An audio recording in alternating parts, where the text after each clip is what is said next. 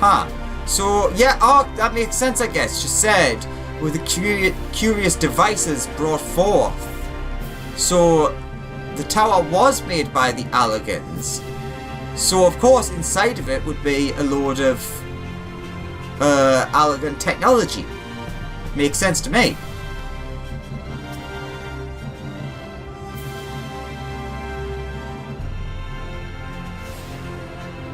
One down. 5 to go? 2, 4, 5. Yeah. Oh wait, so we want to go this way. Oh, we kind of jump over there. Okay, fair enough.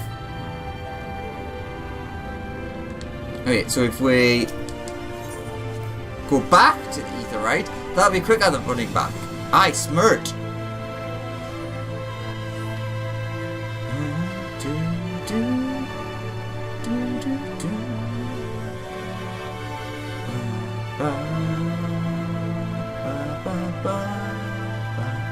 Also, yes, I noticed you. I'll get you in a second.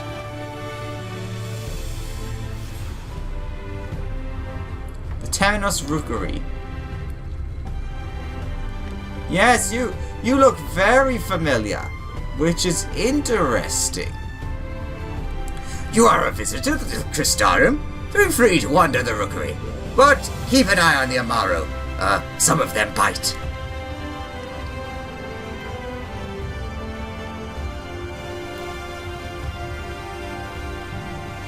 So, originally I thought that these basically were the Chocobos of the first. But then we immediately saw a Chocobo when we entered. So... Also, it's really nice because we do know of like the little bit of information that in this world the dwarves are known as the beast tribes. So that shows that the Amaljar are like basically accepted here.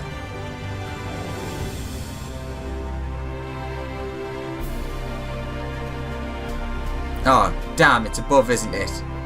Oh well, we can get that later.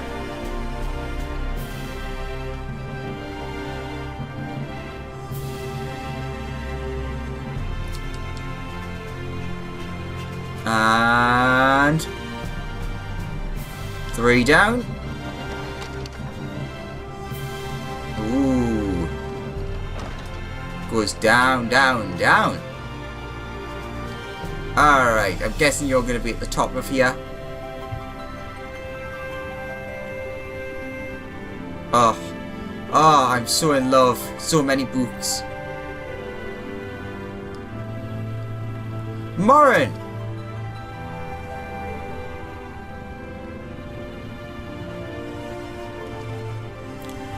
Excuse me, sir. Are you recently come to the city, perchance? I'm quite familiar with our civic roles, you see, and, well,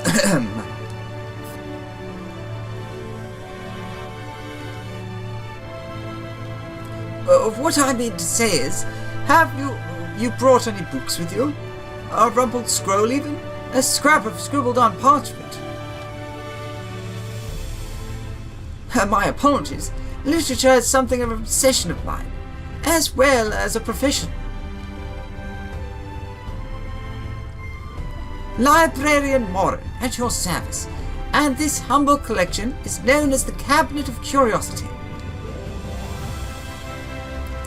As your powers of perception have likely informed you, my colleagues and I are responsible for curating all manner of tomes.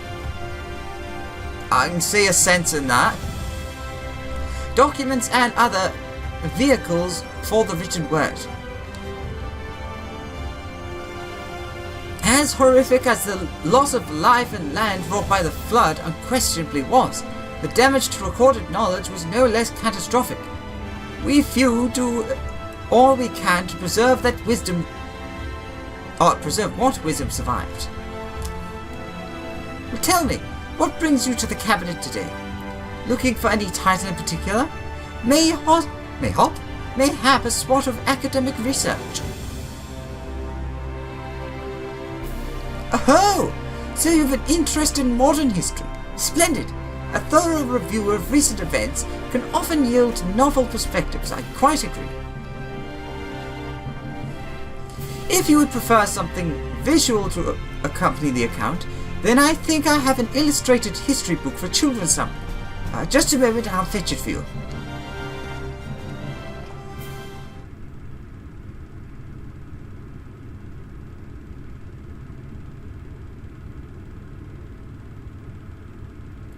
And here we are. Would you like to pull up a chair? Make yourself comfortable. On to the lesson then.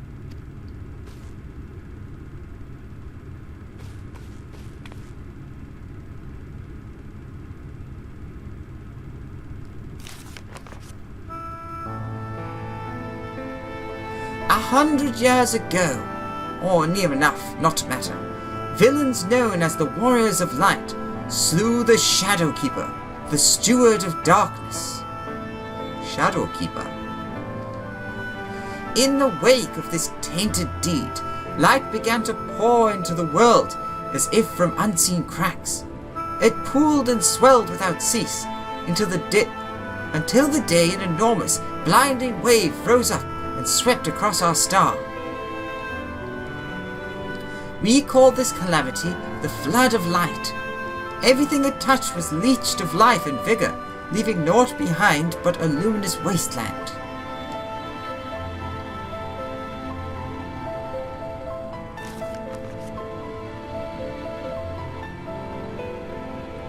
Yet, just as it seemed that all would be lost, a saviour appeared before us. The Oracle of Light. She stood twixt us and approaching doom, and by her power did she stay the flood. Thus was Norvrant, and Norvrant alone, spared the fate of erasure.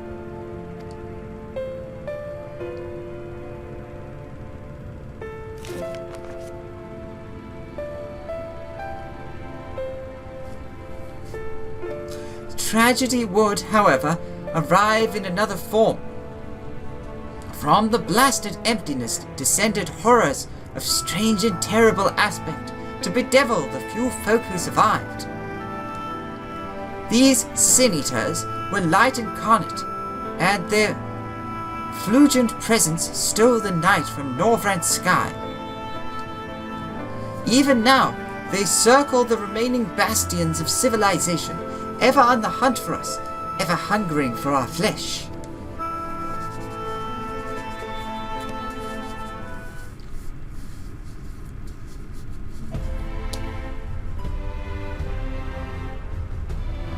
And thus did the world become what it is. Should you ever wish to hear the tale again, I would be glad to retell it for you. Or if you'd rather speak on other matters, that too would be my pleasure. I should be glad of the company. Your exchange with Morin has taught you about the Flood of Light.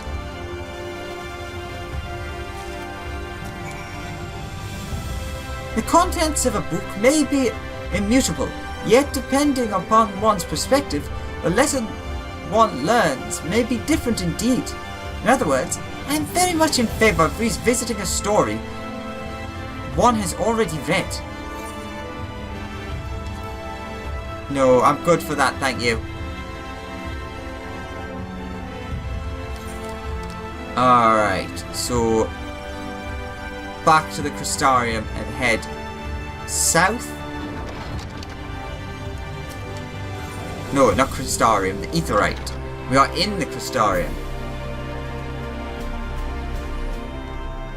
And you said head, no that's left, right through this door.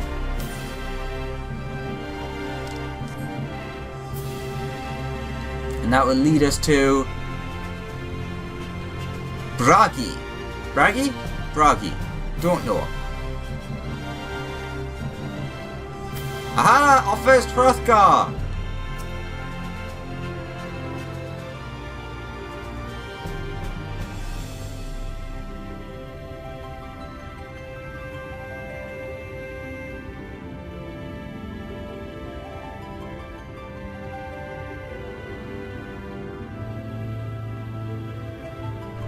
New to the city, friend. The spinning head and wide eyes give you away. Welcome, my name is Broggy, and I'm the master of these markets. They gave the district another official title, but I'm not in the habit of using it. Too fluttered by half. In any case, our merchants stock a wide range of equipment, so we should have something in your size. Forgive my asking, but you are a dwarf, yes? We don't get many of your lot coming down from the mountains these days. I'm sorry, did you say dwarf? Actually, I'm a Lalafell.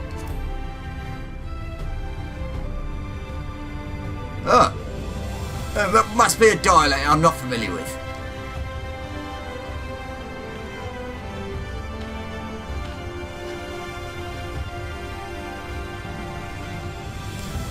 Let's see if we can straighten this out. See those two in front of us? The shorter one is a human. The taller one is an elf. The sturdy individual over there is a Galgen, whilst the one with the horns is a drow.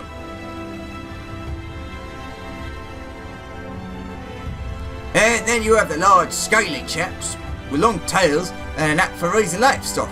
Those would be the Sun.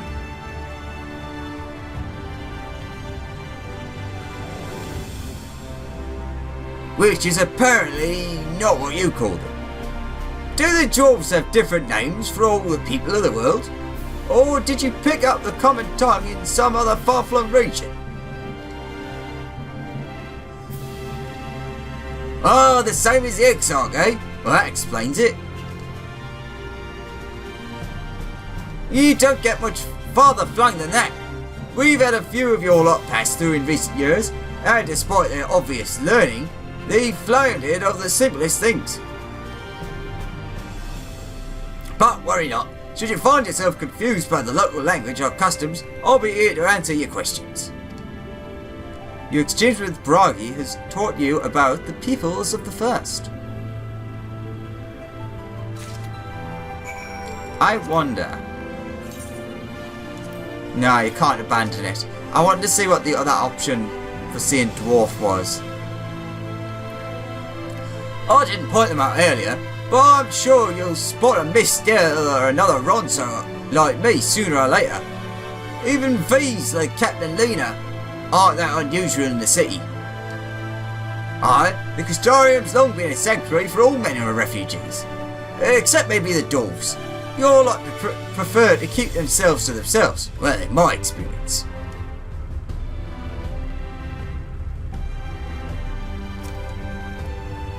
The markets are not open for you at present. Well, la-di-da. Oh, wait a minute. Gotta get ourselves some shards.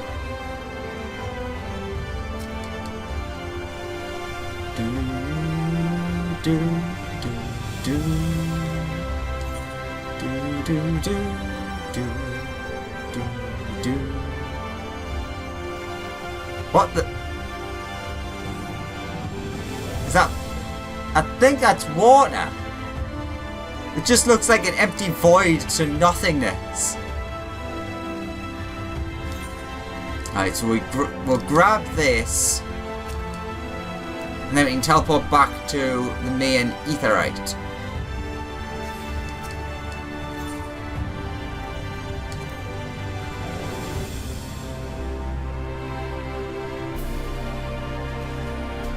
And head to the east. Towards a familiar tower made of crystal. Some may even refer to it as a crystal tower. The stranger people, I must say. So I think I'm only missing this one. Oh no, wait. I'm missing 2 more, I believe. No, I didn't get that one. I don't know. I'm missing a certain number. Well, how did you fare? Did my colleagues help you form a clearer picture of this world and its people?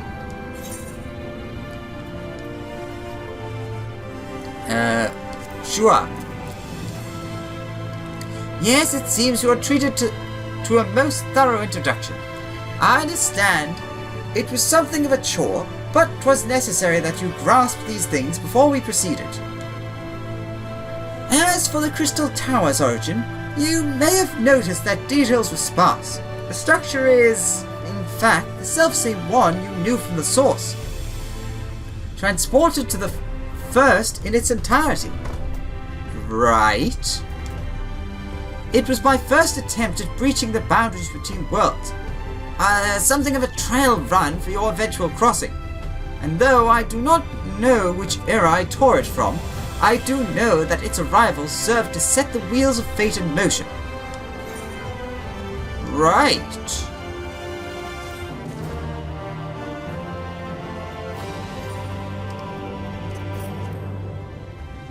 Huh.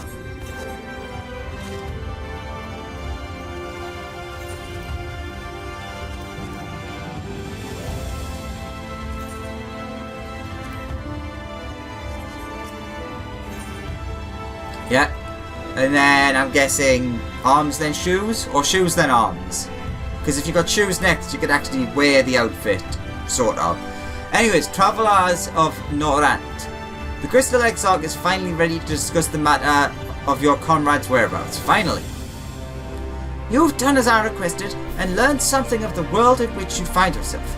Now it's time I fulfilled my half of the bargain, and explained what has befallen your comrades. This is a conversation I would rather have in the privacy of my quarters, however. I must go on ahead to the tower and organize a few things, but I shall see that the guard knows to admit you.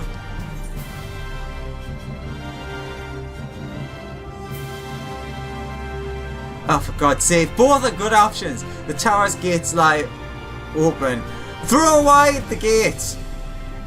Just like that, then Gratia is...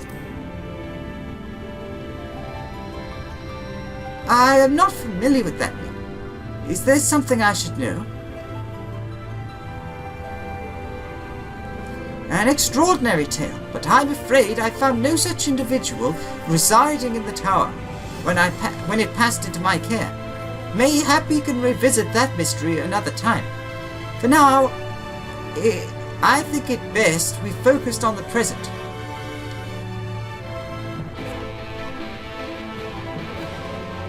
So, basically, everyone presumes that the Crystal Exarch is Graha. But, what if this is the person that is basically Graha is his descendant? I don't know. They're clearly from the first. No. I don't know. Anywho, we'll figure it out in time. Greetings, sir. The Exarch awaits you within. Enter the Crystal Tower.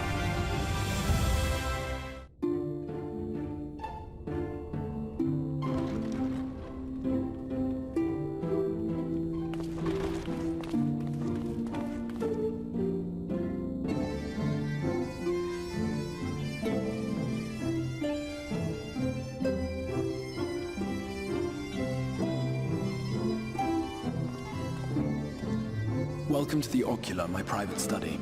We can speak here without fear of being overheard. I have much to explain, but the truths which I must touch upon in doing so would cause only distress and confusion to the people of this world. Pray keep that in mind. Now, I am sure you are desperate to know the fate of your fellow scions. To put it simply, they are here in the first. Their arrival, however, was not as recent as you may imagine. Here, time flows at a different pace from that of the source. In the space of a single hour in your home world, an entire year might pass in the first, and the reverse could also be true. The pace fluctuates without rhyme or reason, and it cannot be predicted. That said, we seem to be entering a period of near equivalence. and thus, for the moment, you need not overly concern yourself with the passage of time. That's convenient. As for your companions, however, Y'shtola and Urianger have dwelled here for 3 winters, all told, while Thancred's count stands at 5. Even our more recent arrivals, Alphino and Alize, have lived in the First for almost a year.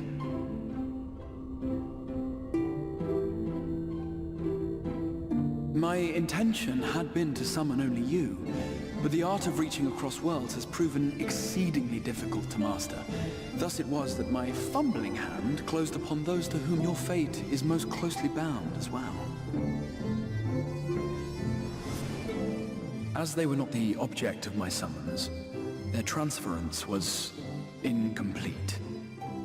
Though they may appear to possess corporeal bodies, they are, in truth, merely spirits that one can see and touch. Consequently, while you yourself will be able to pass between worlds with relative freedom, they will not. Much as it grieves me, they are stranded here, unable to return.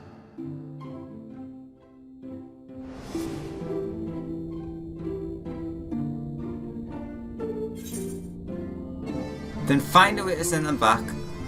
What if they've been doing all this for you? Then find a way to send them back.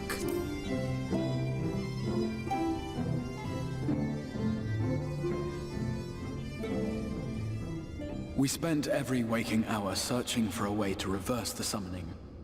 In the beginning, at least.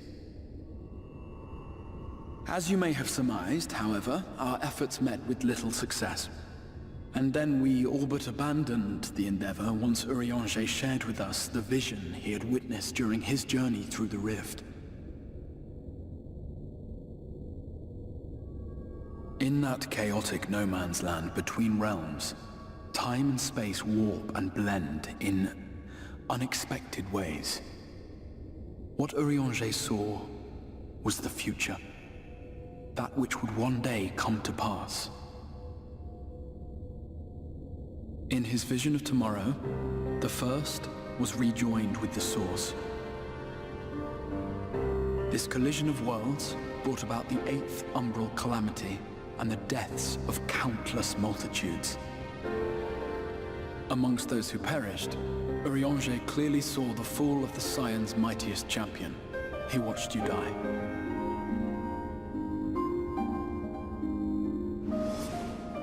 And thus did the Scions embrace their exile, and began searching this world for a means to forestall the coming catastrophe in yours.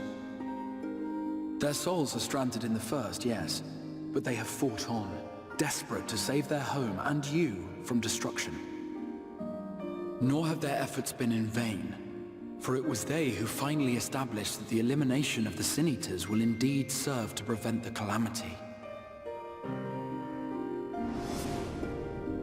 Considering these circumstances of our meeting, you would be forgiven for doubting my version of events.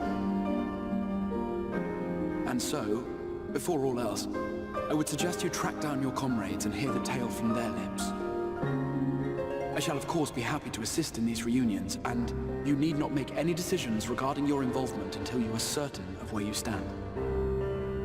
Meanwhile, I promise I will not rest until I have found a way to help your friends return home.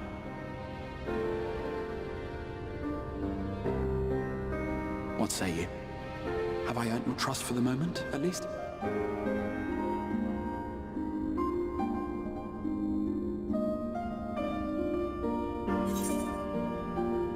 For the moment, aye, but I'll see you keep your promise, for want of a better choice. Aye, but I'll see you keep that promise.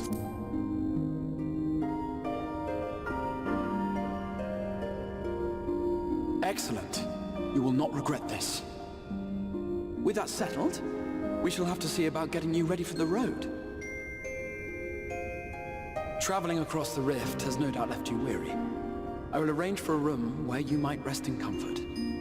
While it's being prepared, perhaps I can show you around.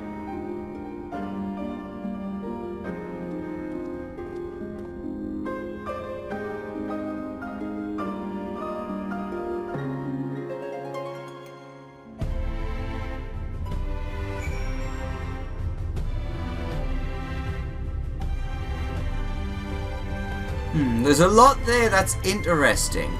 So, Urianger said he saw the source and the first rejoining. But the source cannot rejoin with the first if it's lost. Similar to the 13th and the Void.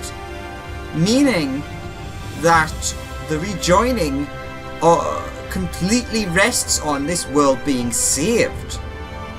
So technically, to stop that, allowing the fall of this world would also stop the rejoining. I'm not saying that that's a good idea. I'm just saying that in our efforts to save it, we are kind of fulfilling the prophecy a little bit, in a way.